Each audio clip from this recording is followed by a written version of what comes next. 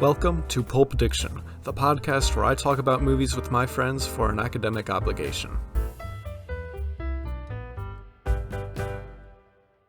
Welcome back to Pulp Diction. I'm your host, Dylan. I'm going to be so rusty at this. It's okay. I said, it's been 3 months since I did one of these in person. Anyway, wait, did I even do that one in person? Because I was with Connor. I don't know. Anyway, I'm getting off track. And we haven't even started. Welcome back to Pulp Diction. I'm your host, Dylan Gibson. Who am I here with? I'm Caroline. Excellent. Last name or no last You name? do whatever you want. Okay, I don't Caroline care. not. Okay, excellent. And, how are you today? I'm good. I got my nails redone. Lovely, yeah. Mm-hmm. Nice little, lavender. The lady was kind of mean to me. Really? Yeah. She was like, it's not a polish, it's a powder! And she got mad at me. I don't know what color this is. Ooh. Oh, well. I don't know what color it is either. I got sushi, too, so that was pretty nice. Lovely, yeah. And, would you like to introduce the film we'll be discussing today? We're gonna discuss Hunchback of Notre Dame. I don't know what year it's from. Do you remember? 1990-something. Hunchback of Notre Dame. Came out in 1996. 1996. Directed by Gary Truesdale and Kirk Wise. Mm-hmm. The Disney version, of course, yes, the musical. Obviously, not the silent film in the 1920s. No, which I was going to ask, have you seen, any other versions of this story? No, but I did read the book in 5th grade. Oh, really? How was that? Darker, I'm sure. Yeah, but obviously it was the reading stations where we had to read books and it'd be everyone takes a turn reading a sentence or whatever. Yeah. It was like that, but it was this tiny thin book. It did mention the part where she burned and stuff, but I did research to figure out what the real story is, because obviously Disney-fied it. Of course. But there was actually 4 men going after Esmeralda. Esmeralda? Yeah. The real story is Frollo, he wasn't attracted to her at first. You know the whole scene where she's dancing? Yeah. It wasn't that. He met her, and then she met Phoebus, and they had a little affair, and Frollo got jealous, so he stabbed Phoebus and framed Esmeralda. Oh. So she got hanged. She didn't get burned. Fascinating. Uh-huh. Okay. Yeah. Yeah, interesting. I would be very interested to see, some of the other versions. You mentioned the silent film with, I believe, Lon Chaney. Mm-hmm. And then there was another one a few years later in, the 30s. Also, kind of horror adjacent, at least. And I don't know. I'd be very curious to see those. But a lot of people do say the Disney one's the best one, anyway. It actually did really poorly. Really? Mm-hmm. I didn't know that. Because they advertised it weird. There's a second movie, too. It's so bad. I saw that. The animation's so bad. Is it? I assume it was one of those, direct-to-DVD, Yeah, I think so. Mm-hmm. Just made for no reason. Disney, I don't know. The early, 2000s were kind of a weird period for them. Yeah. Did you like soundtrack? Oh my gosh, the soundtrack was excellent. We'll get into it. So good. So why? So you suggested this movie. Why? I feel like it's very symbolic, especially in the beginning. No, there's a lot to unpack. Uh-huh. Let me go to my notes. I took. And shoot, dude, the amount of religious imagery and just overt religious themes in this movie is absurd, especially for Disney. I can't imagine them doing that now. Oh, Disney, they've become so safe and sanitized. But I'm a Christian dude. Mm-hmm. I'm a sucker for Christian themes in movies. That was one of my favorite parts of the Batman, or the little bits of religious imagery. This is more Catholic. It's more with Catholic images, which I feel can be more toxic than most churches. But I wrote down my first note was opening song is so fire. Oh my gosh. Oh my gosh, where they're singing. What is it? The Bells of Notre Dame. Yes. Oh my god. When they're singing very quietly, the hymn, and then it just goes dun dun, and it's super loud. Yeah. Oh my gosh. I feel do you know those people at those Christian concerts and they're yes, yes. That's what I feel yes, I feel it. That's literally me.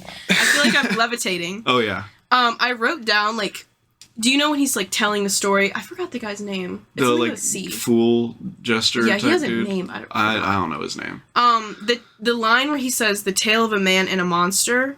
who's the man, who's the monster. Yeah, in the beginning, I was like, it's extremely ironic considering the fact that Quasi sees himself as a monster. Mm-hmm, but he's a good man, and Frollo sees himself as like entirely pure good man. But he sucks. Yeah, he sucks so hard. Oh yeah. I was gonna get to that because Disney actually made him like that because villains were being so idolized. That's a rumor. So they made him pure evil, and then nobody liked him. Like which villains would it have been? I mean, I'm thinking around this time. Like, was Lion King before or after this? I feel like it was before. So, like, maybe Mufasa. Yeah, everybody, like, and Ursula, everybody idolized her. Ursula. She was based on a drag queen, and honestly, period. I feel like I saw something about that. Uh-huh. It's kind of funny. Yeah. I wrote down, like, the fact that Frollo is always manipulating Quasi. Yeah. And one of the lyrics is out there, they'll revive you as a monster, is what Quasi says. And then he's like, I'm a monster. And it's from Out There, from the song Out There. But, like, you end up seeing that Frollo is the monster and it switches up. And the lyric is almost like how they view themselves. Right. So he calls himself a righteous man, but obviously he's not in any way. Yeah, of course. But no, he has a very high opinion of himself. He's just so... Like, he's that special kind of evil I feel like Disney doesn't really do anymore. I love that type of... It's like... amazing. It's just scary because it's realistic. I mean, his voice, too. Like, that, it just itches a nice part of my brain, you know? Yeah. Like, it's very pleasant to listen to, despite the horrible things coming out of his mouth. Hellfire was such a good song. It's amazing. It was so good. The Broadway version is kind of mid, but... Really? Because it's not, like, meshed into... One, Heaven's on the soundtrack, Light. It's meshed into one. Heaven's Light, right? Yeah, that song was good too. Which is also good. Yeah. No, that was very sweet. Like, Hideous Face wasn't meant for Heaven's Light or something like that. Like, I wrote something down about that. You could totally... What'd you write? I gotta scroll. I'm gonna go down the list because it's a whole lot. Yeah, we can start from top to bottom. I mean, I'm glad you took a lot of notes. I like to take notes. I knew you were taking a lot, so I didn't, like, try to overdo it. I liked the opening shot of the movie a lot. I mean, you know what I'm talking about because you've... How many times... Yeah, is it even worth asking you how many times you've seen it? Or... Because I assume you've lost count. Yeah. Yeah. I have watched it 3 times in the past 2 weeks. So, like, full, like, beginning to end. So... Hey, nice. There you go. That's, like, with A Bug's Life, too. I've watched that from... Can you, like, recite it from memory at this point? Or some of it, parts? Yeah, actually. Yeah, I'm sure. Yeah, not like Coraline. I know every line to Coraline. Really? That's awesome. It's really bad. Like, I'll just be, like, I'll watch it with a friend, and I'm just, like, in the corner, like, lip-syncing the words. I don't want to be that person. I low-key. No, I feel that. I can be that guy, like, watching, I don't know, Star Wars or Reservoir Dogs or something with my friends, and I'll, like, say something with the character. It's bad. I also wrote down the fact that Quasi was raised by Romani people, but he's been told that they're evil. And I also found out in the story that Esmeralda actually isn't full Romani. Oh, really? I'm pretty sure she's white. Huh. She was kidnapped. In the original? Yeah, in, like, the book. I think. I'm not sure. Don't quote me on that. But she was kidnapped and raised by Romani people, so she believes she is one of them. Fascinating. Yeah. And Esmeralda, who's played by Demi Moore... in this, who's excellent. She's currently up for an Oscar. I know, tomorrow, I love her. Actually. I don't know that I'm going to watch. Really? You think it's going to be snubs? I mean, it's not that. It's just, every time I've watched the Oscars, they've just kind of pissed me off a little bit. Yeah, me too. And the only reason I'm even considering it this year is because Conan's hosting. And I like him a lot. I think he's very funny. But Demi Moore's a great actress. Like, she's one of those ones that's, like, celebrity casting, but, like, it worked really well. Her and Kevin Kline. Did she sing the song? I was wondering if she had, but she did not. She did. Yeah. Oh my gosh. Okay, Loki. I got an input from a TikToker, like analyzing the whole movie, and I kind of changed my mind about Phoebus. I kind of hated him at first. Now I kind of like him. No, he kind of rules. Yeah. I'm not gonna lie. I didn't like him because he stole Esmeralda from Quasi. Stole Esmeralda. But I'm gonna get to that because the way, like, I kind of got inspiration from this one guy who analyzes Disney movies, and I need to, like, say his opinion because it's so cool. I mean, I thought it was a really fascinating subversion, because you have, like, Phoebus, who's, like, this knight in shining armor character, very good. He has the animal sidekick and everything. Achilles. Oh, I wrote down Achilles heel. That was so funny. I said nice pun. Yeah, right. But, like, he's this handsome, good-looking, smart, holy glaze. Sun God, yeah. He's just perfect. But, like, he's like the stereotypical hero of the story. But he's not the hero of the story. Yeah. That's Quasimodo. And who's, like, this hideous, ugly... Well, yeah. This hideous dude who's locked away. Kind of the sidekick for a lot of it. For, like, the real story that's going on with Esmeralda and Phoebus, right? But he's the main character, rather than, like, who you would expect to be the main character. What'd you think of the gargoyles? It was interesting. I mean, they were funny. I was, like, wondering if they were, like, in his head or That's what I wrote whatever down. the whole time. But, like, then they were attacking the soldiers towards the end. And I'm like, I don't know what's going on. And George Costanza's one of them for some reason. So... I was thinking, like, is it his, like... like the back of his mind, like those type of thoughts being like rebellious, or is it just his imagination? Yeah, right. And like, because you have that one song, I can't remember the name, where they're like, "Oh, you're." Hold on, I'll look at it. Just talking about how he's in love with Esmeralda, whatever. A guy like you. And like, you have all this party, whatever going on, and then Frollo comes in, and it's all just tattered, gray, whatever. Yeah, everywhere he like kind goes of like implying that it's all in Quasimodo's head. Yeah, maybe. But again, like that, I feel like it would be, because like, you know, you spend that many years cooped up in a tower, you're gonna go a little crazy. I mean, you remember when she first comes in and like yells in the bell, he goes, "She likes you," or whatever. Yeah, I also like low-key the goat, Jolly, he like interacted with the stone, and it like came to life and like went in his face. Oh, really? I didn't catch that. Oh, I've watched it too many times. Yeah. I might have been looking at my phone for a second. I don't know. I also was trying to do a Frollo, like, evil counter, evil? But I ran out of room. Like, how many evil things he did? Yes. I wrote down 4 by, like, 5 minutes in the movie. Yeah. I mean, so bad. Yeah, because that opening scene, like I said, so first of all, like I said, that opening shot is really cool. I think it's the cathedral, just like over the clouds. It's really pretty. Like in the heavens, basically. And you go down, you're in the streets of Paris, this gross, disgusting place. I'm not a big fan of France. Or Europe. No. Except for Greece and Italy. Yeah, they're That's cool. about it. They're chill. Everybody else is disgusting. Yeah. But yeah, such a crazy opening scene. I mean, he's about to throw a baby down a well. Oh my gosh, I wrote about that. After he murders a woman. Can I swear? You can swear. Okay. I said, almost drowning a baby is crazy. What the fuck? I literally wrote it in all caps.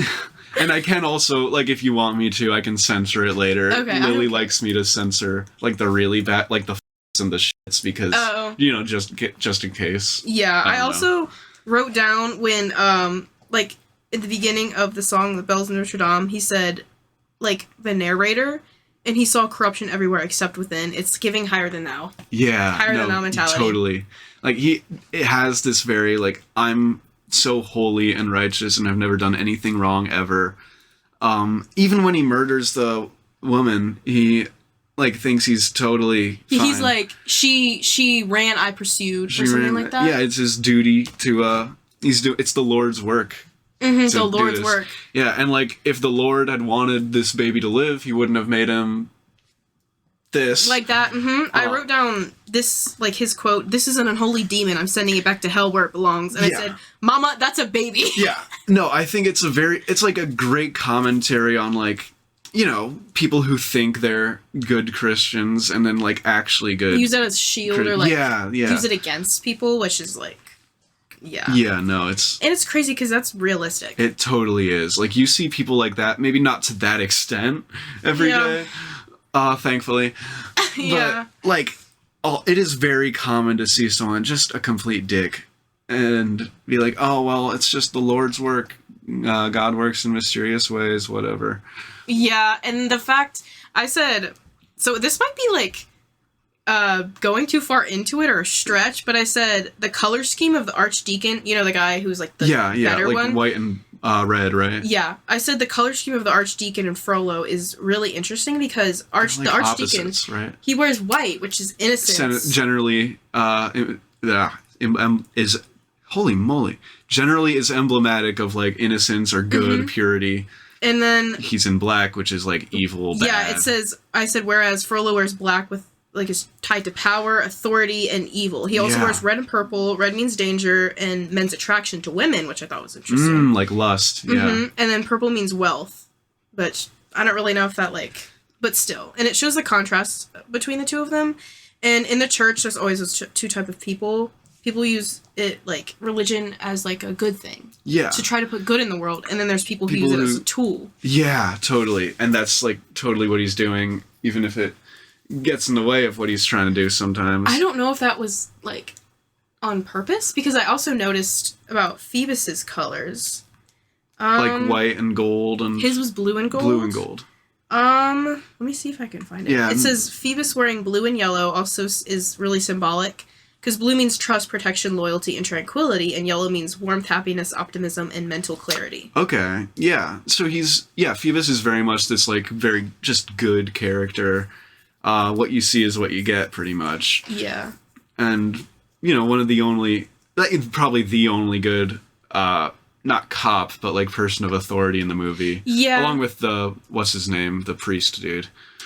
Archdeacon. Archdeacon. Yeah, his name's Archdeacon. But, yeah, I also said, like, the part where the Archdeacon says you can lie to yourself and your minions, and I was like, sounds familiar, but I'm not going to say what. Yeah, but you know what I'm saying. Yeah, right.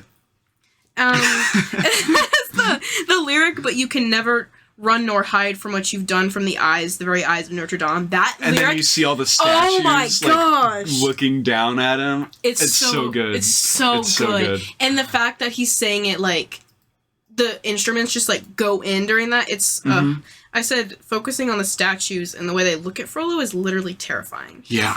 And it's the fact that the only time he was scared was when he was told that God could see everything that he's doing. And it's like, he's being controlled. And, like, you have the narrator being like, for the first time in his life, he was scared for his immortal soul or eternal soul.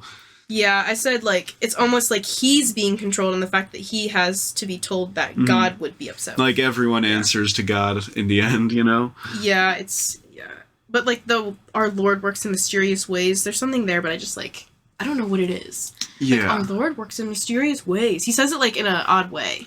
Yeah. This is in the opening scene, or? Yeah, it's still in the opening scene, as you can tell. It's all good. Now, so who says this line? Frollo. He's like, he should live in the tower with you. After all, our Lord works in mysterious ways. Yeah, okay. Yeah. Yeah, there's something to say there. Shoot. I don't know what. Like, I couldn't put my finger on it. Yeah, maybe we'll come back to it. I don't know. Yeah. And, like, even this foul creature may yet prove one day to be of use to me. Of use to him. And he does, like, make use of it. I mean, he calls back to that line himself towards the end. Very cunning. I said, fella. Like, it's like he's excited about the fact that he could possibly brainwash a baby and make him one of his minions. And it kind of reminds me of communism. And, like, does that make sense? In what way? Like, brainwashing and... Because he brainwashes Quasi. Oh, totally. Like... The whole alphabet thing, which is hilarious, but it's also so twisted. Festival? Forgiveness! Like... Yeah. Oh my gosh. Like, A is for... What is it? D is for damnation. I remember D for damnation. That was really funny. And then E is for eternal damnation. Eternal damnation. Yes. Yeah. I need to write that on my wall as my alphabet. Yeah. But that was like... I don't know. I feel like that's also kind of this. He instills this self-loathing within him, and, like, I can never leave, because... They would hate me. I honestly think it's also because Frollo has so much control over him, I think. Yeah. That's just mainly what it is. And he's just like... I wrote down, like, this is a huge theme. It's the fact that he's just so manipulative. He's always like, why would you leave? I raised you. I Anyone saved else you. would have murdered that baby. Yeah, it's kind of when your mother left you. Yeah, and his mother didn't even. Yeah, he's lying. He killed her. Yeah, she fell or something. Yeah, I don't know what he did. I don't remember. Yeah, I kind of didn't really catch it, but he did like push her or something. Yeah, and yeah. But, like, the manipulation, like, every time he does something that's against his authority, he's like, I raised you. Yeah. Why would you do... And the fact that he calls him his master is super weird. That's so weird. It's so odd. Yeah, I think I wrote something with the power dynamics. Because, like, he's not calling him his father. Like, that's his master. And I feel like he kind of uses... Instead of being like, oh, you're my child, he kind of takes advantage of the fact that he took him. He's no one's child. He doesn't belong to anybody. He can't be around anybody. He's just, he doesn't deserve anything. And he is made to believe that for the longest time until he hears Esmeralda. Like, and even in the beginning, even in the festival, when that's going well until it isn't, like, they're finally accepting him. This is the first time in his life anyone's been anything other than horrible to him. And I think that's, like, kind of a twinge of hope for him. Yeah. Really. Topsy-turvy, Oh, that song was good. It was good. It was fun. I enjoyed it. I said, like, at the end of the Bells of Notre Dame, where he's like, who is the monster and who is the man? He called it a riddle. Yeah. Like, it's like, makes the viewer think, honestly, like, the whole point of the just movie. And immediately putting that question, like, into your head. Yeah, because and, like, I wrote down also that the fact that Frollo's first, like, impression is him killing a baby. And Quasi's first impression is helping him the bird. Yeah. Which is such a great way to just there we go. Immediately make the audience like him, Yeah, and, like, immediately make the audience be like, oh, so this guy sucks. Like, that, I feel like the beginning scene has so much, like, stuff. It's very efficient storytelling. It's only an hour and a half, like, not even, but, like, it fits a lot into that time. Yeah, like, the whole song, I think the song's, like, maybe, like, 5-6 minutes? Yeah, what, the opening one? Yeah. Yeah, And also like I said, I wrote the ending of Bells of Notre Dame as an out-of-body experience when they're like, bells, bells, bell, and then he, like, the guy who sings as the narrator, he can go high. I noticed I was like, he went low and he went real high. That's pretty good. Range, yeah. Yeah, he might... Spared no expense. What? Yeah, I don't think he's a tenor. He went really low. Do you know what that means? I know the word. You know the word? Okay. It's like higher kind of range for men. Okay. There's tenor, probably something else, and then, like, baritone, bass. Bass is, like, super deep. Yeah. Yeah. Did you think that the singing was good? I thought so. I thought we got the number one Tom Hulsey.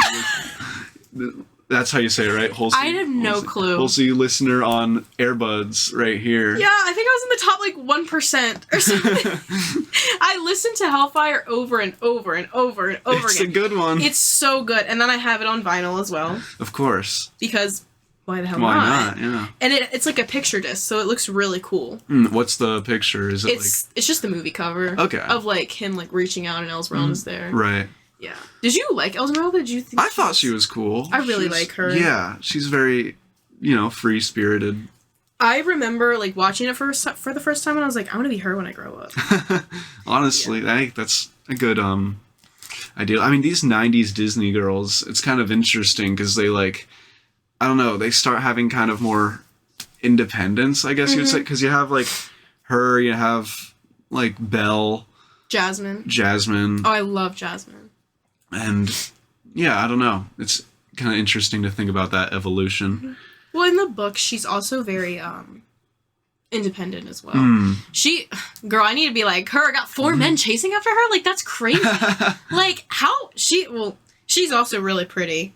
So, but she's super kind. And I also wrote, like, the, one of the gargoyles says he's not made of stone like us. I feel like this is also a stretch. I feel like I'm reading into things too much. Maybe not. But I said it also shows that he has feelings and empathy, which is, like, the most human thing. Yeah, that's true. That's a good point. Like, yeah, he looks kind of odd, but, like, he's made of skin and bone like the rest of us, Yeah, and he's just so kind. Like, also he has so much strength. It's like Gentle Giant. Yeah. Yeah. No, like, he's shown consistently to have that sort of strength, like, when he's tearing the ropes and stuff. It takes a lot to, like, finally pin him down like they do. And, like, towards the end, when he's covered in all the chains, and he, like, breaks it, like, some of the columns get torn down and stuff. This might be me reading too far into it, but I thought it was very reminiscent of, pastor's kid. I'm always thinking about, like, Bible stories, lots of Sunday school growing up, right? Yeah. I thought it was very reminiscent of, like, Samson, like, tearing down these pillars. In his, like, last bout of strength, I guess. But I don't know. Maybe that was just me. It also could mean he's, like, finally breaking free from Frollo. Yeah, like, literally breaking the chains. and metaphorically. And, yeah, he just kind of finally finds... I mean, yeah, it's like whatever the one gargoyle, the lady one said, like, these chains aren't what's keeping you back. Yeah, that it's was like crazy, himself. too. Mm-hmm. I liked her. I liked the scene where they're, like, trying to attack people that are coming in the church, and it's all of the pigeons. She's like, fly, my pretties! Oh, my God. That was really silly. She's and so I might be tripping, but I could have sworn they played, like, the same Wizard of Oz music. They did. Okay. Yeah, they did. There's a line that, I said the manipulation is crazy. The fact that Frollo said Quasi can only trust him. I said, no. Mm-hmm. Because low-key, it's kind of foreshadowing. Right. And using the whole, I raised you and saved you from your evil parents. How dare you disobey me? It's just like, again, manipulative as crap. Like, no, he's like an expert manipulator. It's kind of absurd. I mean, he's even kind of manipulating himself throughout the movie. Like, I'm doing the right thing. I'm a great guy. She's the one. She should be punished. She's seducing me with her witchcraft and trickery. He definitely switches that part around. Mm-hmm. Like, I remember he said that Romani people are very seductive and lustful and sinful. Yeah. Even though they're not. Like, obviously it's a stereotype. He was like that. Yeah. He didn't get nothing all those years. He finally wanted that. Yeah, he was, I mean, old guy just, gets lonely. Yeah, old guy gets lonely. Like, there's this part where he's singing to him, where he's like, you stay in here, or whatever. And, like, he has Quasi's little wooden thing, and he puts them back on the, do you know what I'm Sorry. About? Like, the little wooden thing. Yeah, he puts it back on the cathedral. He takes it and puts it back. It's almost like... where it belongs. Yeah, it's almost like he is the control or whatever. Yeah. Like, he's like, I'm the putting puppet you in master. Place. Uh-huh. Yeah. Yeah.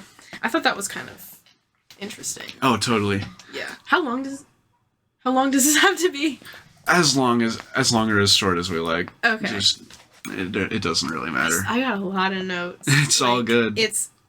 I honestly, this is like unemployment at its finest. Yeah. Thanks a lot. It's only my passion. No, it's not. I don't care. I'm talking about this. Oh, me. I don't know. Yours notes. is fine. Mine annotating a movie for fun that's like so random is just like. No, I kind of get it. Another good one to annotate is A Bug's Life. That's a really good one. Really? You think there's a lot to pick apart there? Yeah, one of the lines is like, if like we let those ants get out, like we have to keep them in line because if one ant goes against us, then they all go against us, and there goes our way of life. We have to keep them in line because in the movie they the ants collect food for the grasshoppers. Like critique on capitalism sort of deal. Yeah. It's such a good movie. I watch that all the time. I think I watched it 4 times. Yeah, one of these days I need to just go on like a binge of rewatching all these old Disney and old Pixar movies that from like my childhood. Because there are a lot like that I haven't seen in so long. And what's one that you like want to see again? Ooh, let me think which ones there are. My favorite that I haven't seen in when I was a kid, my favorite one was Beauty and the Beast. I haven't seen it in forever. Oh, really? That was my favorite of, like, the princess ones. Like, when you're a little boy and you're not supposed to like princess movies. Yeah. Did you ever like Ariel? I thought The Little Mermaid was okay, I think my favorite will always be either Jasmine or Tiana. I really liked her. Yeah, that's a movie I really need to watch. Like, you've never seen her? I've seen it like once, way back. So like basically, I haven't seen that. Yeah, but I know Keith David's in it, right? Which is kind of crazy. The doctor dude, Dr. Facilier. Oh, I love him. He's like, I need that to be a musical because I need to see somebody play him. Oh, it's not. It's not. It's not a musical on Broadway because it'd be hard because they turn into frogs. Right. So it should be puppetry, honestly. Yeah, or just have them in like. Just have them in frog suits. Yeah. I saw somebody say they didn't want a live action. I'm so tired of live action movies. Like, hey, Snow White's coming out in like a week or something. I love Rachel Zegler, but girl, that Bob. That Bob. Yeah. No, I don't think. It'll probably make like $1 bazillion, but like it's not going to be good. Yeah, at all. It looks ugly. Yeah, her voice is beautiful. Have you seen her? Have you seen the Hunger Games, like the new Hunger Games? No, but I thought she did wonderfully in West Side Story. Oh, her voice is so good. She was like 19, 17 at the time. Yeah, I don't know. Yeah, she's got an insane voice. She also played Fiona in Shrek the Musical. Oh, did she? Mm-hmm. That's fun. Yeah. Oh, we need to do that for Atlee. I love Shrek the Musical. I'm sorry. It's so good. It's so good. And there is a Broadway of this one? Yeah. Right? Okay. Yeah, it's got more songs, though. Mm. There's actually something really interesting about the Broadway version is that, like, an off-Broadway version of it, the guy who played Quasimodo was deaf, and he signed. I saw that, on TikTok. Yeah, it's because Quasimodo in real life was blind, like, deaf and blind. I think he was blind, but he was deaf. Mm-hmm. And they had somebody sing for him, which I thought was really cool. That is really cool. Like, I don't know. The musical, I want to go see it. I would give anything. Yeah, there's something to be said there. Like, he can't express it for himself. Mm-hmm. Like, so they asked to have somebody do it for him. Yeah. And it's really cool. Very neat story overall. There's this part in the song Out There where he's like, won't resent, won't despair, or want despair, or whatever. It's like the tempo of it. He's like, dun, dun, dun. It's so good. Dun, dun. Yeah. The end of that song when he goes, I'll have spent one day out there. I've heard the TikTok sound so many times where, like, it feels wrong to not hear it lead into the How to Train Your Dragon theme. I know. I remember watching the movie after a long time being like, is that the TikTok sound? Like, I was like, is that TikTok sound? That was TikTok sound? Like, that's literally, I think that's the sound from the TikTok. Yeah, it's from TikTok. It's from TikTok. Yeah, that's literally. But yeah, that, like, I'm like, his voice sounds familiar. Wait, and then, like, as I'm figuring, I'm like, no way that song is here, and then it is. I'm like, oh. That song is also really It's real good. It's the build-up. Dude's got some pipes, man. I heard that, like, the audition process for Quasi, and most of the people who, like, got the roles, the directors did not look at the person reading. They looked down at the animation, drawing. They should do a little more, probably. Yeah. Especially these days. Pauly Shore's Pinocchio. I'll never get over that. Father, when can I leave to be on my own? Like, I've got the whole world to see. Like, I watched a video essay on that movie. Curtis Connor, do you know Curtis Connor? I know him, yeah. I love him. He did, like, a whole video essay on that movie, and, like, there's a part in the movie where he's, like, doing flips on this horse, like Pinocchio, but he's moving with the horse, and it's so weird. That's awesome. Like, he, like, defies, like, physics. Defying gravity. Yes. Oh my god, she better win the Oscar.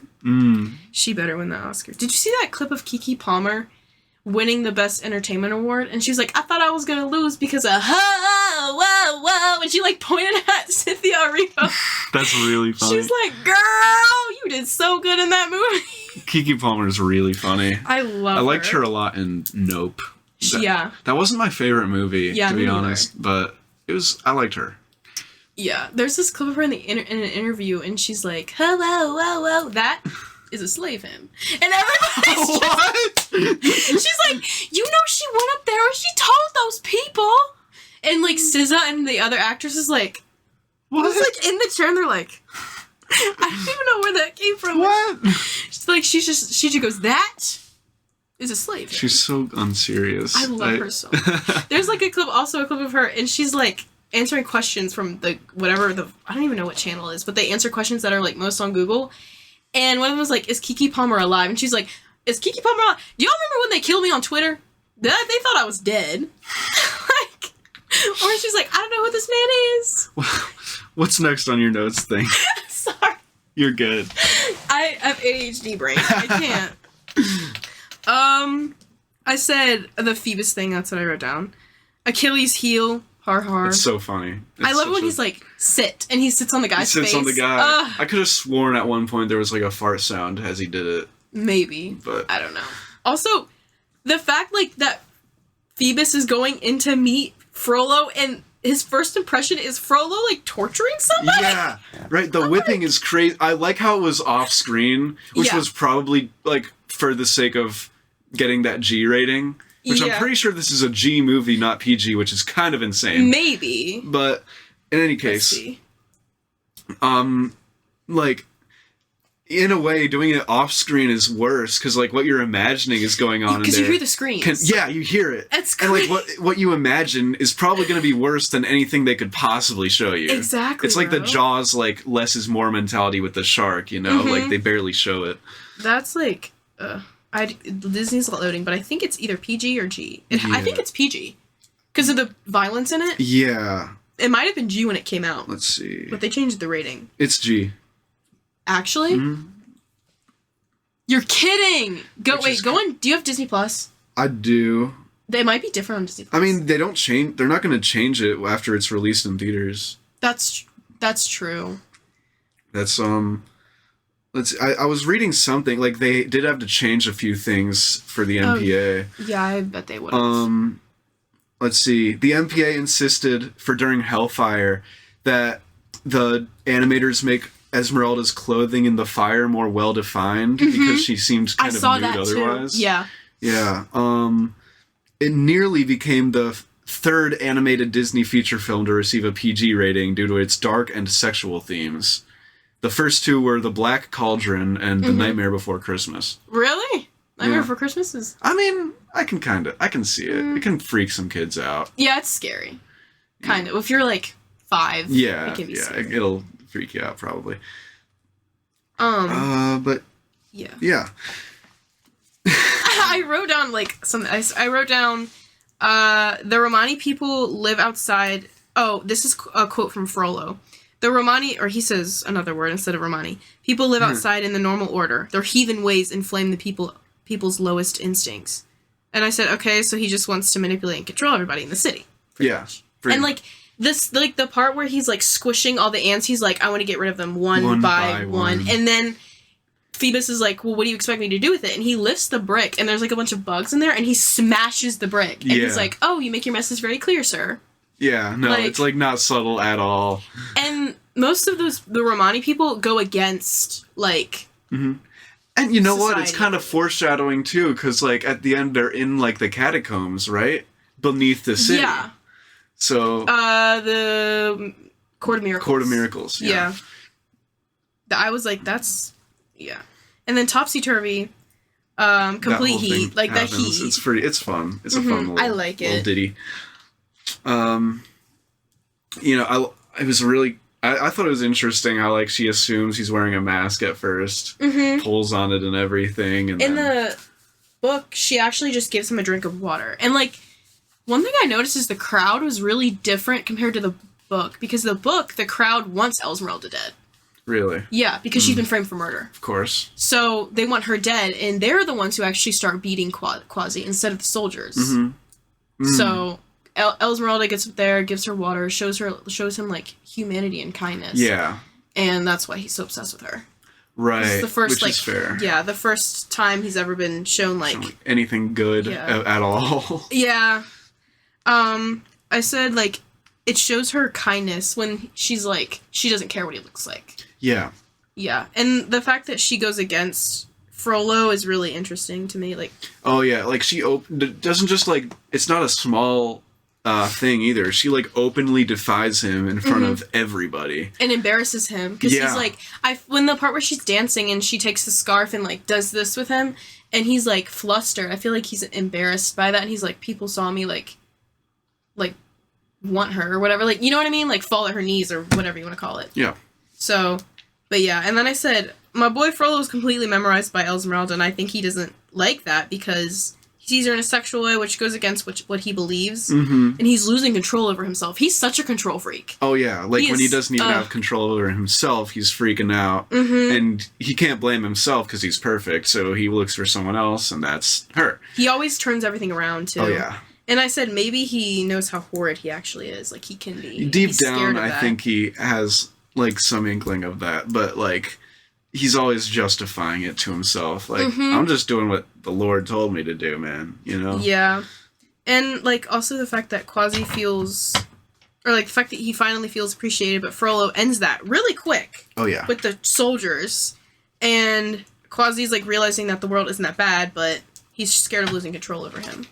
And I feel like Frollo really hates Esmeralda, not just because of the lust that he feels over her, but because... And not just because she's Romani. And it's because it's the first person that goes against him. Really. Yeah. And yeah. Which is probably also kind of part of why he's, like, weirdly attracted to her. Like, I don't know, she's different. She's, you know, be with me or die or whatever. Be with me or you will burn. Yeah, that's because okay. like, Mama, that's crazy. Like, you know, that's so crazy. He likes him playing hard to get, I guess, and like that would be like one of the biggest victories of all. I guess would be getting her to submit because she's so maybe because he can finally control somebody. Yeah, like without, I don't know. Yeah, like he earned control over it, I guess, rather than just having it. What else did I write down? Because he's very much a privileged kind of guy. Yeah. Do you see the rings on his? He's like decked out in rings. Oh yeah, and that kind of goes back to the whole thing with like, you know, people. You mentioned like the contrast between the Archdeacon and Frollo, and he's like decked out in all this like extravagant gear and jewelry and whatnot, and like, you know, making himself out to be like a great holy royal sort of dude, but like the real good people, like Quasimodo is dressed in like rags basically. He doesn't have anything nice on. It's this whole theme of like what's outside isn't always reflecting what's inside. My grandma used to say like pretty is as pretty does. Like the inside of you makes you beautiful. Like if you're a beautiful person. That makes sense. So, no, totally. Yeah, that's why I like Quasi so much because he's just a nice guy. Yeah, he's so humble. I mean, which I guess you kind of have to be. Yeah. But he's like such a sweetheart. He's so good. He's such a sweetheart. He's definitely at the end, I mean, of course, at the end when he puts their hands together, it's so sweet. Cute. I love him. He's so sweet. There's actually something I wanted to say about that, but I'll get there. All right, we'll get there. Yeah, what do you have next? I said Esmeralda is literally such a badass. She like is the blueprint of the dream girl. Because, like, Phoebus is also like, what a woman, when she's, like, fighting all of them. That was so funny. Yeah. I'm like, yeah. Or, like... I'm like, yeah, he's real. When, when she's, like, dancing, and Frollo's like, what is this? This is disgusting. And he's like, I know, right, sir? And he's, like, memorized by it. Look at this disgusting display. He's like, okay. He's like... Yeah, I'll look. Yeah, I know. I also, like, he notices her. I feel like he's, like, also really attracted to her, but... He treats her better than... Yeah. Like, he's a normal guy. Yeah, he's just normal. He's just there. Which, yeah, Kevin Kline voices him. He's great. I like him a lot. I saw somebody say that they really wish that he had his own song during when he's, like, trying to get everybody to revolt. Do you know what I'm talking about? During the fire? Yeah, that would have been a good moment. I almost wonder if there was meant to be one. Maybe. And then they just didn't have time. Yeah, maybe. Or it was just cut. Yeah. Yeah. Because it's been too long. I really want to know about the deleted scenes. Yeah. I mean, generally, an animated movie doesn't have, like, straight deleted scenes. Yeah, they cut them before they animate it. Yeah, that's true. But I would be interested to see, like, what did end up on the cutting room floor. And I feel like they did burning instead of hanging, because I feel like hanging is a little much, which they almost did to Quasi and Phoebus. Yeah. That part was crazy. Yeah. That part was insane. Right. Why didn't you give us a chance? Why didn't you just say so? Yeah, and they literally were like, we told you. Yeah. I also wrote down, like, the part where she's in the cathedral, and I love her. She's so witty. I like when she's, like, trying to fight Phoebus, and he's like, you almost fight like a man, and she's like, really? Because I was going to say the same thing about you. It's a very flirty scene. Like, I like it a lot. That's, like, it's a very common trope, like, the guy and girl fight and like flirt and like kind of bond while fighting. But like I think it's fun. It's a fun trope. I think they do that a lot in like James Bond. Really? Maybe. Or like Batman, that sort of deal. Yeah. But I mean, let's talk about her in the cathedral, because that song, like, that song was good. I kind of loved it. Yeah, me too. Like, I skipped through it because there wasn't really anything for me to annotate there, because I feel like the song is what it is. I thought it was... Yeah, so what I really liked about it, like, you have all these people in the spotlight of the church, like, in front of all these, all this adornment or whatever, all these nice tinted windows, just saying, oh, God, give us wealth, give us fame, give us all this, like... Love and stuff. Love. All this stuff that doesn't really matter, like, these selfish requests to God. And she's like, I asked for nothing, just to help my people not... die, which is like, again, this theme, this constant contrast between like people trying to, or what people think prayer and God and religion is all about versus what it is about, which is like, prayer for good, for other people, not for yourself necessarily, Yeah, that's a good point. Man, I'm mad I didn't think of that. That's actually a really good point. When Frollo, like, traps her, like, I don't know what it's called when he took her arm and, like, put it again and, like, held her. Yeah, I know what you're talking about. Like, just, he has her in this sort of hold. Yeah. Sniffs her hair. Yeah, I said sniffs her is so uncomfortable to watch. Oh my gosh. It's disgusting. It's terrible. She's like, what are you doing? And he was like, I was just imagining a rope around that beautiful neck. And he, like, grabs her neck. And then she's like, I know what you were imagining. I know what you were imagining. Like that's honestly... This is a kid's movie. It's scary because it's realistic. Yeah. It's so realistic. That's the thing. Like, you could see that exact scene happening in, like... In real life. Or, like, a very much not for kids movie, Yeah, like, it's actually, like, really scary because it's just so realistic and, like... Yeah, it's just disgusting to watch. Yeah, no, he's just a freak, and not in the fun way. Yeah, not in, like, the freak way, and like the freak. Yeah. Like, ugh. I also said that, like, the fact that he's saying reminding people twist the truth and have unholy thoughts is, again, ironic because he's having the unholy thoughts. Yeah, of course. He's, like, everything he does, it's witchcraft. They're planting the unholy thoughts into his brain. Everything he does, he pins on people. Like the libs with their 5G waves, turning the frogs gay. Oh my god, turning the freaking frogs gay! I remember when that that clip happened. I was like, "What is this?"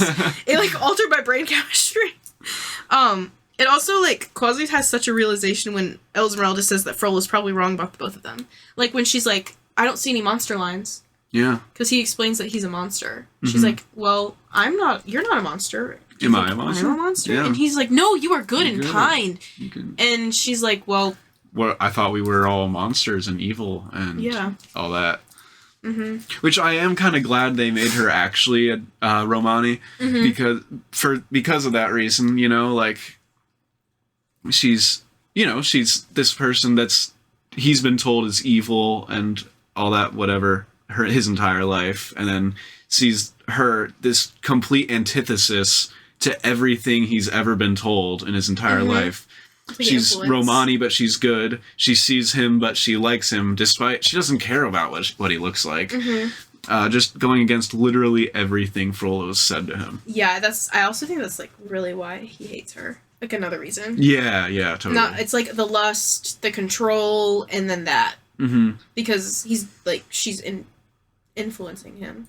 Right. And that's like the one person he can really like manipulate because he's away from everybody. He's isolated. Yeah. So, and then Heaven's Light / Hellfire, like that. It's so cool. Like singing about he never thought Heaven's Light could touch him because he has been made to believe he never deserved Heaven's Light to have that touch him. But then he's felt it for like the first time, which is like such a good whatever representation of like how love feels, I think. And then immediately juxtaposed with Hellfire. Yeah, I love how it's Heaven's Light and Hellfire. Yeah. But I saw this guy, like the same guy who annotates movies on TikTok. He was like, the man in the monster question is how they view Esmeralda. Yeah. Which is, I thought that was really interesting. Because what I was going to say, which is like, kind of, I was like, oh my god. Like, somebody commented on a video and it said, Quasi sees her as an angel, Frollo sees her as a demon, and Phoebus sees her as human. Which is why she ends up with him. Because he sees her as human. Right. Oh, okay. And I was like, what? Yeah. Oh my god, Like, I had a big brain, like... That's a really good point. Yeah, I had a, what is it? Think Brain Blast? That was me. I was Jimmy Neutron. Yeah. Like, I was like, oh my god, that's... Yeah. Yeah. Because, like, I wouldn't, like, want to be with somebody who thought I was this mate, like, put me up there, put you on a pedestal, you know, because you're not perfect. Nobody's perfect, obviously. Yeah. And obviously, mostly nobody's, like, just this deplorable person. I mean, for, you know, whatever he thought she was. Demon. Yeah. Demon, angel, human. I thought that was such a cool concept. That's a great analysis. Whoever that is real smart. Good take. Mm-hmm. Fire. No, I swear, you always see, like, the best movie takes in, like, a random TikTok comment section. It's got, like, 20 likes. Yeah, right. Yeah. Every time. The guy responded to it and did, like, a whole entire analysis of, like, because Heaven's Light, I think he was, like, he finally can see Heaven's Light because of her, and that's why he thinks she's an angel. But I said, he's finally seeing Heaven's Light because of Esmeralda, and he finally believes that he's worth it. Like, he's worth being loved. Yeah. Or, like, living. And the concept, or what did it say? And the fact that Quasi accepts that Esmeralda loves Phoebus, but Frollo can't because, accept her rejection. Yeah. Goes back to the man and the monster theme. True. And it's interesting to me that it shifts from Heaven's Light to Hellfire and has Quasi at the top of the tower. And then it goes down to where he is. And it's all, like, pretty up there, and then it gets, like, dark and disgusting. Dark, disturbing, and he's, like, all alone. Mm-hmm. He's, I mean, just the mise-en-scène, I guess, of the scene is, I mean, it's grim, sort of very isolated setting, right? Yeah. And also, one thing I noticed is that the bells that he's ringing at the end of his song, Heaven's Light, and it shifts into it, is actually the same tune as Hellfire. Yeah, it was kind of a motif throughout, like, musically, with yeah.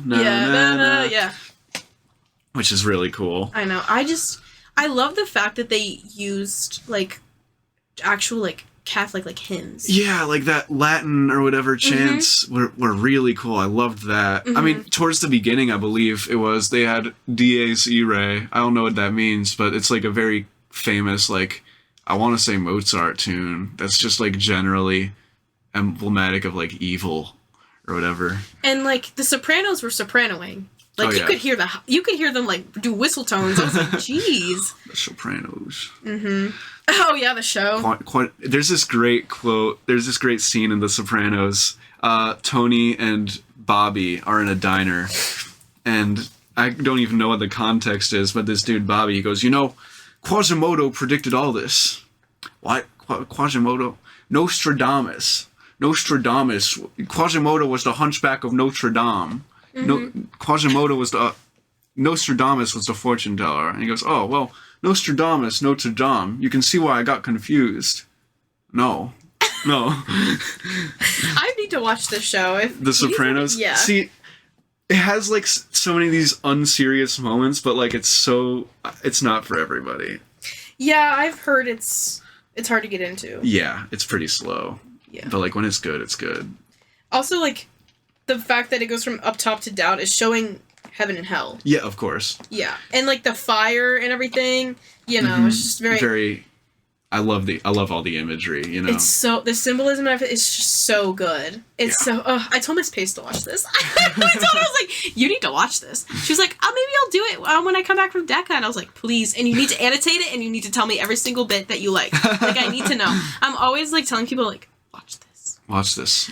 Like, this specifically, or just things in general? This movie. This specific movie. It's, like, obviously... No, it's like, I feel like, yeah, it deserves more love, I think. It, like, especially the soundtrack. Oh, the totally. Soundtrack is so good. It's great. So good. I'm so happy I have that on vinyl. Because I have this, like, I have headphones for my record player, and, like, I'll just put it on my head, and I'll just, like, lay on the floor, and then just be, like, like, dissociating. I'm just listening to it. And I'll turn it up so loud so you can hear it, like, even when the headphones are, like, on my head. Of course. So loud. That's always a fun time. I'll listen to it when I go to sleep. Like, you've seen my earbuds. You've seen that's the only thing that I listen to. That soundtrack is so you got fire. plenty of, like, other things, like Taylor, you know. Yeah. Taylor, Lana, Ethel Kane. And things. Obviously Tarzan soundtrack. Of course, always Tarzan soundtrack. That movie's That's another one I gotta watch again. So good. But, like, I also, for that, I wish that they, like, had the love story for Tarzan and Jane more, but they didn't really show that. Yeah. I'm talking about a different movie. Anyways. I said the transition between the two songs is, like, it's set up like a Catholic confession. Do you know about confession? Yeah, I know what confession is. They sing in Latin, and I figured out what it translates to. It's like the shifting. Do you know what I'm talking about? Where yeah, I wanted to ask about that because if anyone had looked it up, it would be me. Sadly, it would be me. It means like the translation is, "I confess to Almighty God, to Blessed Mary, ever Virgin." Ooh, okay. So like I'm confessing, like I feel what I feel for Esmeralda. Yeah.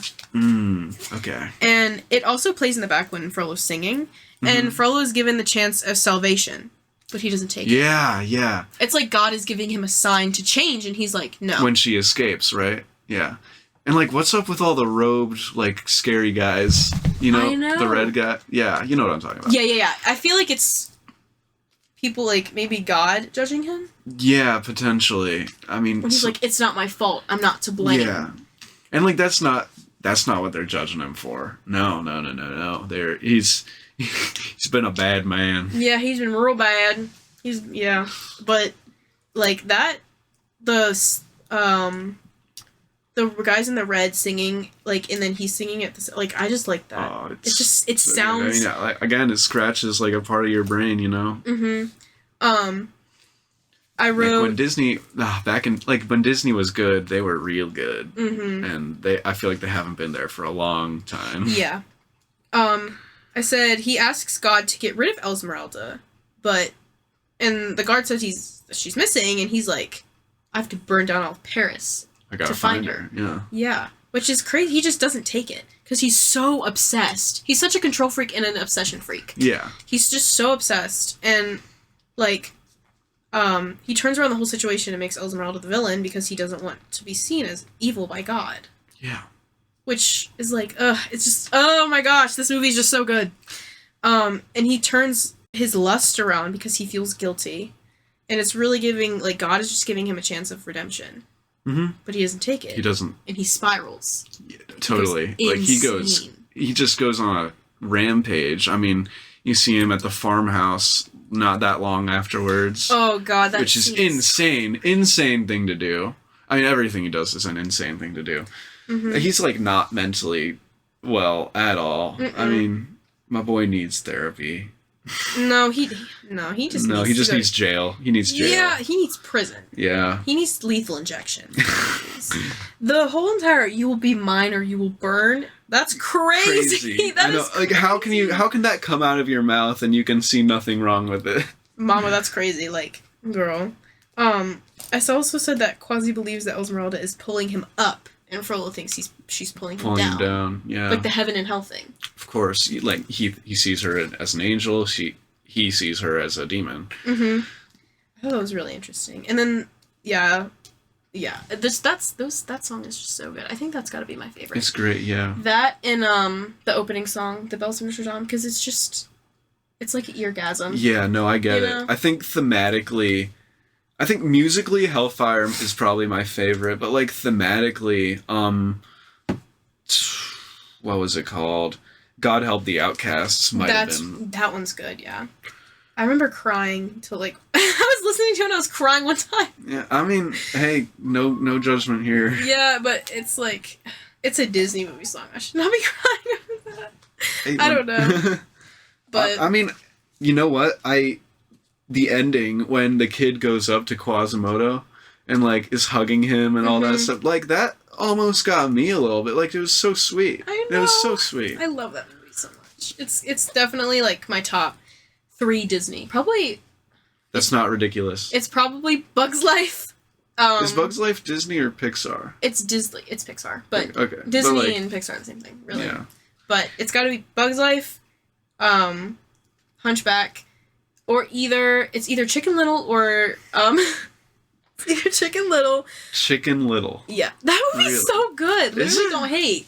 Yes, the song "One Little Slip." Please, that song is so good. I actually listen to it a lot. Okay, I mean, yeah, good song, but like, it's so good. What are you talking about? Okay, I mean, what's the fat pig's name? I forgot his name. I don't know. I haven't seen that movie. Isn't it like Heifer or something? Probably. I was watching this podcast by Brittany Broski. You know, you know what I'm talking about? Yeah. And she asked about what a heifer meant. Isn't that like it's some sort of cow? It's a male cow that I don't even know, but she called a friend to explain it, and he was like, she was like, oh, is it a male cow that hasn't given birth? And he's like, right. Wait, but heifers don't do that. He him liberal shit. It was a heifer is a young female cow that has not given birth to a calf. Yeah. Raised for dairy or meat. Okay, so it might have been something else, but he was like, right. It doesn't do that. He him liberal shit. It later became used to describe an obese woman. Heifer. Oh my god! I think the first time I heard the word heifer was Red Dead Redemption 2, this cowboy game. And like sometimes when you're in a fight, he'll say something like, you run like a heifer, or something. Oh my god. I remember her like also being like, and here's this real big fat heifer that likes to eat fish, and she goes, or it's like an out of context thing. It's so funny. Oh my gosh. You need to watch it. Chicken Little. Okay. Chicken Little's good. Interesting. I always see people complaining about the dad in the movie. Oh yeah, because he like is so mean to he's so mean to Chicken Little. I like this. I don't know if I've said this. I like this one post where like the guy punches a hole in his wall. He's like, I was watching Chicken Little drunk. They keep being mean to the chicken. That's funny. Had to turn it off. I love Chicken Little's. Oh dude, it's so good. It's so. Nobody talks about it. It's actually. I wonder why. Do you think it's bad? I haven't seen it in forever. I can't make a statement. One way or the other. I used to watch it at daycare all the time. They always used to put on the Grinch, like the Jim Carrey version, during the summer, and I was Jim Carrey version of Chicken Little? No, Grinch. Oh. I said Grinch. Yeah, like the live action Jim Carrey version. They would always play it, and I hated that movie. Really? How do you feel about it now? I like it now. Okay. I mean, I was like 9 at the time. Yeah. So that movie's also really good. Mm-hmm. There's so Check out that podcast with Connor Smith on how the Grinch There's Stole one Christmas. on the Grinch? Oh yeah. Maybe I'll have to watch. I'll have to view. A lot of it was us talking about how weird and unsettling the Who's look. Oh yeah, I think Cindy Lou's the only normal one. Yeah, and well, all the children are normal because they haven't grown into their noses yet. Martha May, I love Martha May. She's such a diva. Oh, yeah. She's a baddie. Also, like the burning people alive. That's so crazy. He's like people who haven't seen this. Basically, there's these people, and he's looking for Esmeralda, right? He's going through people's homes, and there's these farmers who he's, like, invading their house, and he's like, do you have the girl? And they're like, no, we would never. It's like you haven't seen Inglourious Bastards, have you? So it's like the Nazis coming to look for Jews in this house, right? Like, have you been housing Romani people? Mm-hmm. And he's like, I swear I don't know anything. And then, but anyway... I don't know. I just thought it was kind of reminiscent of, the Nazis coming to look for Jews. Yeah. But, like, so basically he's like, do you guys have them in here? They look, there's nothing there.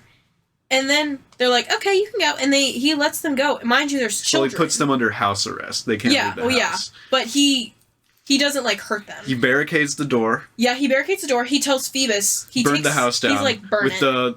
Not just the men, but the women and the children, too. He's like, oh my gosh, I need to rewatch. Yes, you do. Yeah. But he's just like, burn it.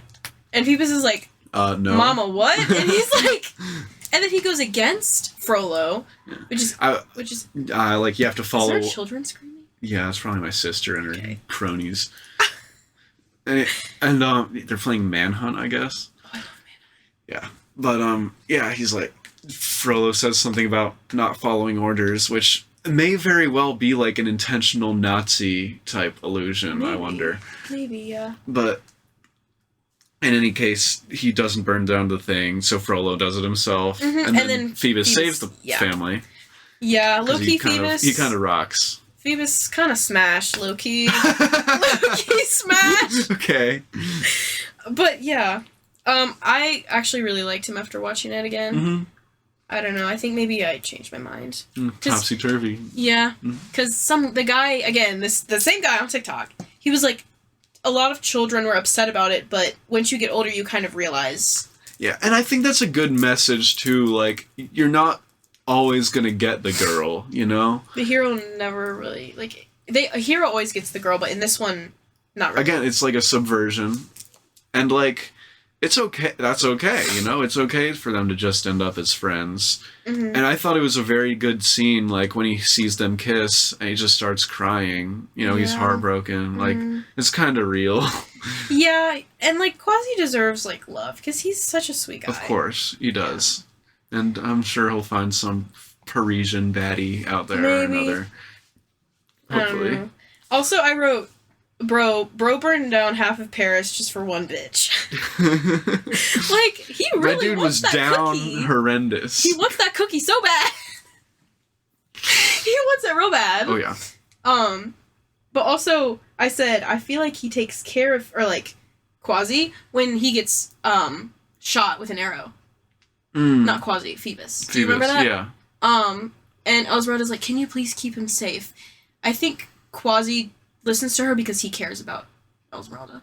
Oh, definitely. Like, he's not doing it for him. He's doing it for her. Yeah, and also, Phoebus treats Quasi like a human as well. He does. Like, she's lucky to have a friend like you. He saves him at the end. Yeah. And, like, Quasimodo wakes up, he hugs him. Yeah. And it's kind of lovely, you know? Yeah, I think it's just, like, Esmeralda and Phoebus are the first two people that actually showed him some sort of humility. Respect. Yeah. Yeah, humanity. Yeah. In the second movie, he likes Phoebus a lot more. That's good. I think they have a kid together. Esmeralda and Phoebus? I think so. Maybe. I haven't seen that movie. I've only seen it once. I doubt it's worth seeing. Yeah, don't watch it. The animation is so bad. And I don't even think it's the same people voicing. Probably not. I mean, let's see. Oh, Tom Halsey comes back. Michael McKean's in this? That's so funny. Oh, Demi Moore does come. And Kevin Kline. Really? They are. Yeah, they're just, like, much lower in the cast list. So I assume they just have less lines because they didn't want to pay him as much. Maybe. Jason Alexander comes back. That's fascinating. Yeah, don't watch that movie. 0 out of 10. Never do. Yeah, I'm seeing a lot of half-star reviews. Yeah. Watching this movie made me feel like Walter White in his crawl space. Have you seen that video of that guy and he's like, Olivia Rodriguez, a little Mexican girl to be crying? What? 0 out of 10. You haven't seen that? No. It's this, Olivia used to have like a crumble cookie and this guy, he like goes and tries them and he was like, Olivia Rodriguez is a little Mexican girl to be crying. She's not Mexican, she's Filipino. And her last name is Rodrigo. And he eats it and he's like, 0 out of 10. It's so funny. That's how I feel about that movie. 0 out of 10. I also wrote... I'm at the end of my notes. Oh, really? Okay. Yep. Frollo blaming Quasi for Paris burning is insane. And bringing up his mother to manipulate him is also insane. Yeah. Exactly. Like... Also, why was Quasi white? His parents were Romani. Maybe he got kidnapped. I don't know. maybe Frollo was right. Maybe Frollo was right. There's this once. Like, Quasi is No, that's white. a good point. I mean, maybe he's, like, light-skinned or something. I don't know. I don't know. He's deformed. That he could just have, like, crazy... Genetics and stuff. Or maybe his mom got down with a French guy. Yeah, maybe. I don't know. Who knows if the guy that she was with was the husband? Yeah, you never know. Maybe they just didn't want to market a non-white character as the main. I don't know, because I don't think in the book he's Romani. I don't know. No, yeah. I have no clue. So it's a mystery. That's I hadn't actually thought about that. Some of these things you kind of just have to take as it goes. Like, how did the goat get up the ladder? I loved Jolly. He was cute. Yeah, he was fun.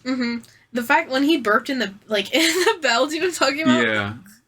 That made me just kind of annoyed at him for eating all Quasi's stuff. Oh, yeah, the sheep. Yeah. Quasi is, like, really talented. Oh, yeah, he's great. Made all of that stuff himself. All by himself. That's crazy. Also, like, when they go and save Esmeralda from the Court of Miracles, at first Phoebus is like, we need to go. And Quasi's like, no, I belong here. Like, he still has that kind of programming within him. And when they save Esmeralda...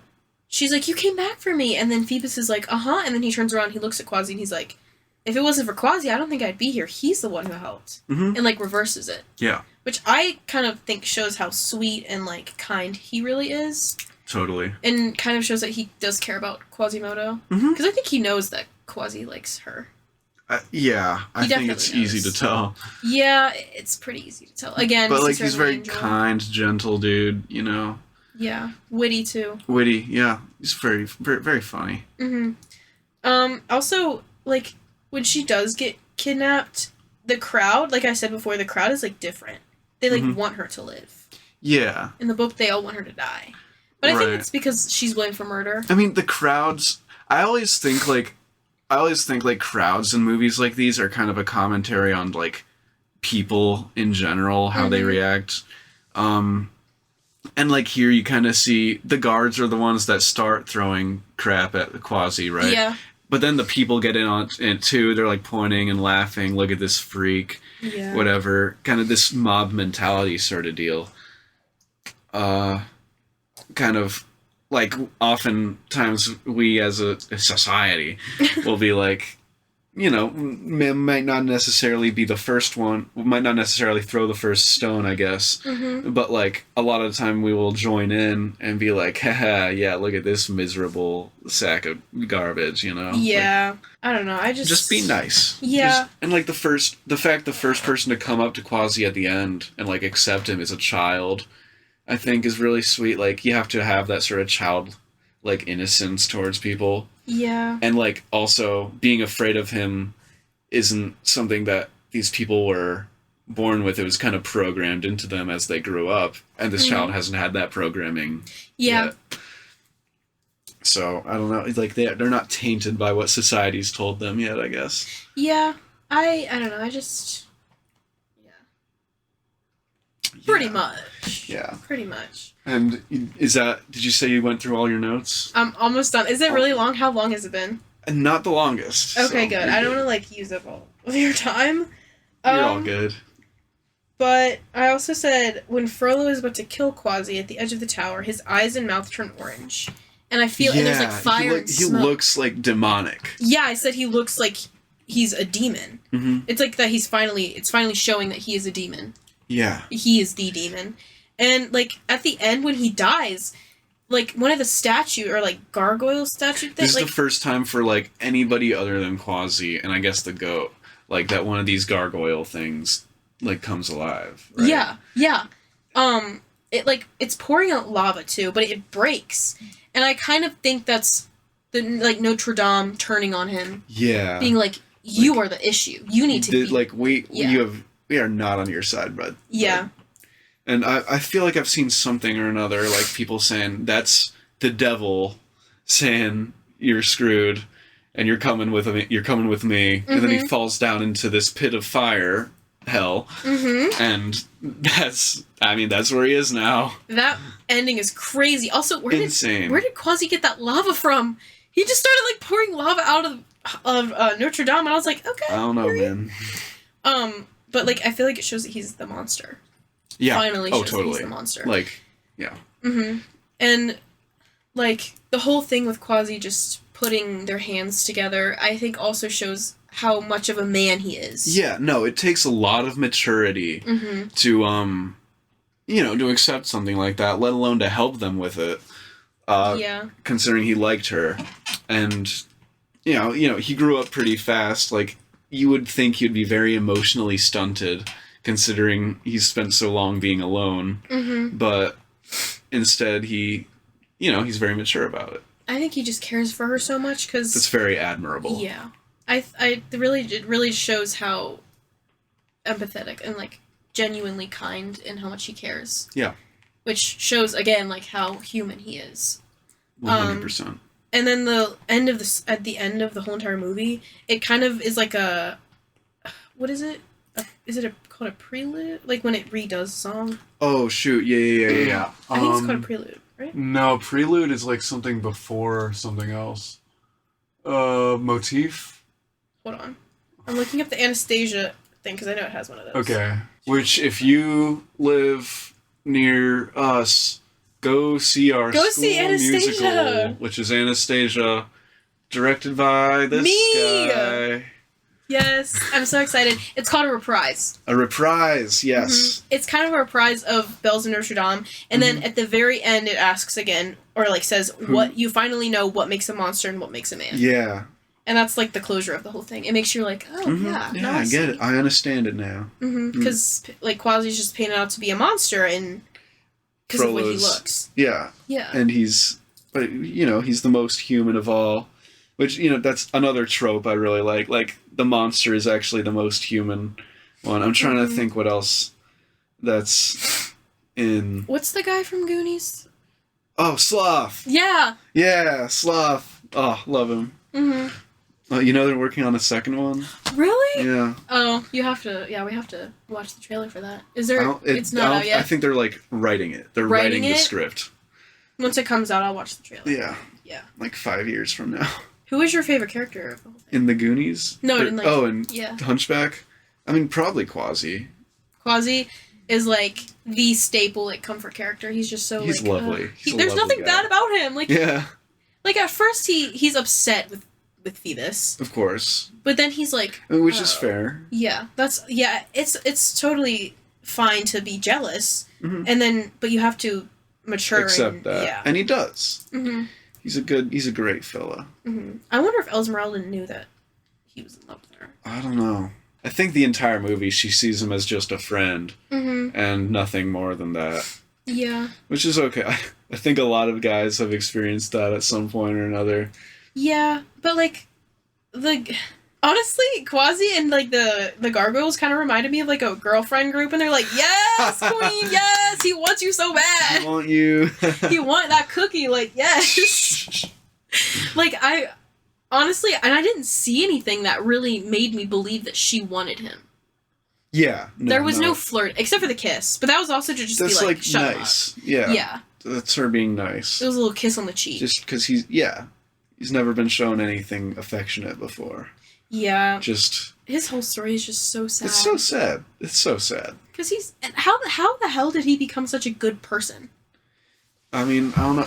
It's like nature over nurture, I guess. Maybe. I don't know. It's a really good movie. It's great. I mean, it deserves more love. I can see myself watching it again a few more times over the years. Comfort movie. Absolutely. And yeah, it's real good. I'm debating with myself whether to log this. There we go.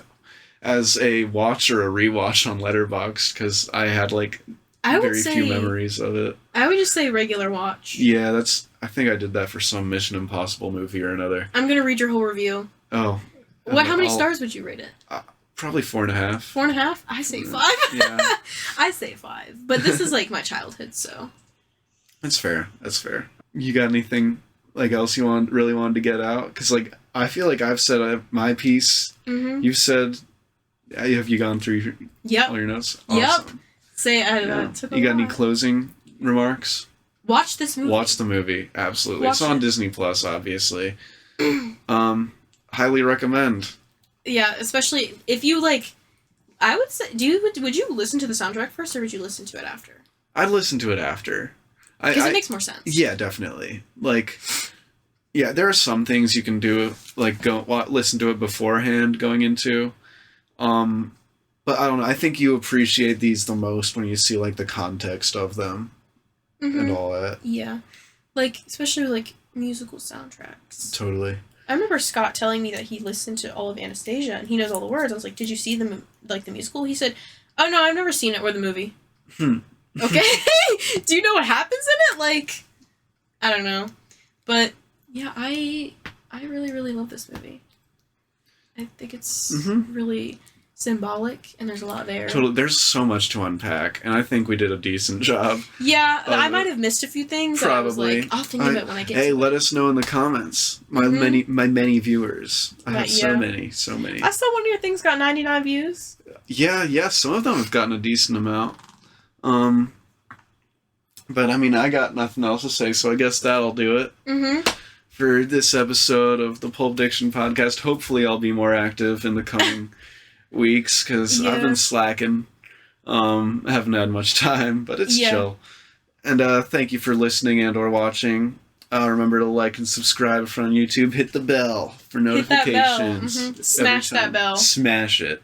Every time there's a new one. If you don't subscribe, a spider will show up to your house. Do you remember those videos where it's if you don't subscribe to me, a spider in a box will show up to your house right now? I don't.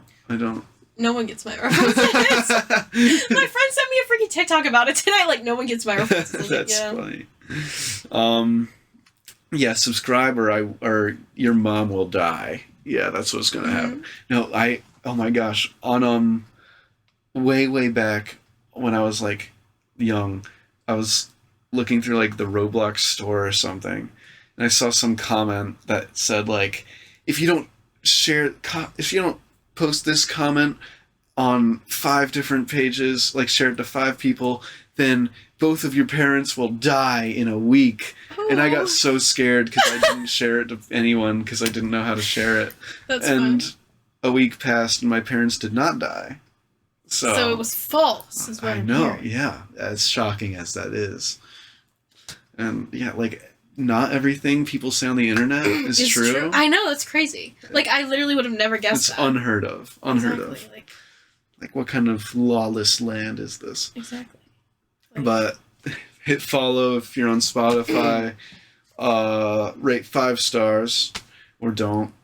And if I'm not lazy, I'll find my Apple ID and put this on Apple Podcasts. Yes! We'll see. We'll see what happens. We'll see how the cookie crumbles. Mm-hmm. And I'll catch you on the on the flippity flop. Yeah, I'll catch you on the flippity flop. Mm-hmm. Unless you wanted to plug anything before we... Sometimes people like to plug things. Go follow Raider Players on Instagram and go see Anastasia. Oh, true.